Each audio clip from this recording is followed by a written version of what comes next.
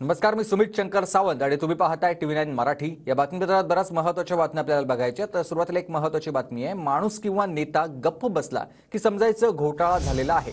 आमच्याकडचा माणूस तिकडे गेल्यावर कारखान्याचं सील काढलं। भाजपच्या वाटेवर असलेल्या अभिजित पाटलांवर जयंत पाटलांनी प्रतिक्रिया दिलेली आहे। तर ईडी, सीबीआय आणि इन्कम टॅक्स विभाग भाजपच्या शाखा आहेत अशी टीका अंबादास दानवेंनी भाजपसहित अभिजित पाटलांवर केलेली आहे।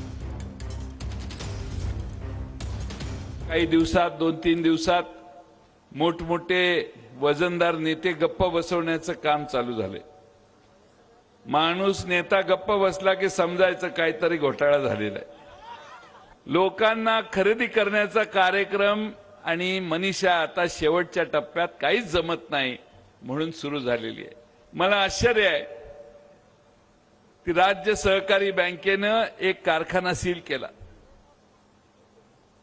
आणि आमच्याकडचा माणूस तिकडे गेल्यावर सील काढायला परवानगी दिल्यावर कोर्ट म्हटलं, अरे काय करताय, काय बँक चालवताय का, राजकारणाचा अड्डा तुम्ही केलेला आहे। हे मी नाही, हायकोर्टाने सांगितलेलं आहे। अभिजित पाटलांनी देवेंद्र फडणवीसची भेट घेतली, त्यानंतर त्याची कारवाई ED, CBI, income tax Bharatiya Janata पार्टीच्या शाखा आहे।